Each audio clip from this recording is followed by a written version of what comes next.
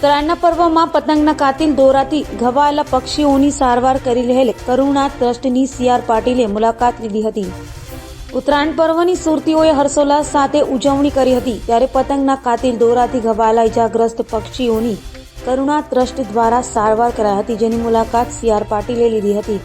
હાલ 100થી વધુ ઇજાગ્રસ્ત પક્ષીઓની સારવાર કરાઈ રહી છે, ત્યારે 50થી વધુ પક્ષીઓના મોત થયા છે।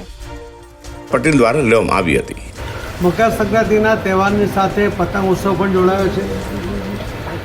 ખૂબ રંગેચંગે ઉત્સાહ સાથે લોકો પતંગો ઉડાવે છે, પતંગો કાપે છે અને કાપવાનો પણ આનંદ લે છે, કપાવાનો પણ આનંદ લેતા હોય છે।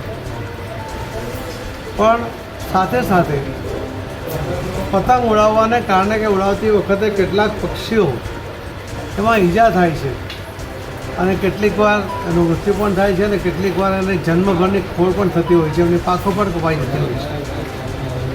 વર્ષો પહેલાં ત્યારે ધર્મેન્દ્ર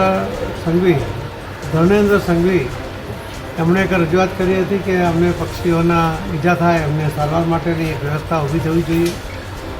સુરત મહાનગરપાલિકા દ્વારા એક જગ્યાની પણ ફાળવણી કરવામાં આવી અને એ જગ્યા ઉપર દર વર્ષે સતત અને પતંગોત્સવ દરમિયાન ખાસ જેટલા પણ પક્ષીઓ ઈજા પામે છે એમની સારવાર થાય છે। ગઈકાલે 14મી તારીખે પણ સુરતની અંદર લગભગ 42 જેટલા ઈજા પામેલા પક્ષીઓ અહીં આવ્યા હતા। એમાંથી 2નું મૃત્યુ થયું અને 40ને બચાવી લેવામાં આવ્યા છે।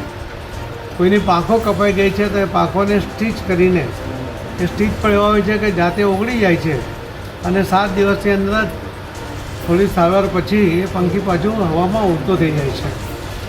આવા દરેક પંખીઓને કોઈને બેન્ડેજની જરૂર છે, બેન્ડેજ પણ એને નુકસાન ન કરે, એની પાંખો સાથે ચોંટી ન જાય એ પ્રકારના વિશિષ્ટ પ્રકારના બેન્ડેજ પણ એમને બાંધવામાં આવે છે।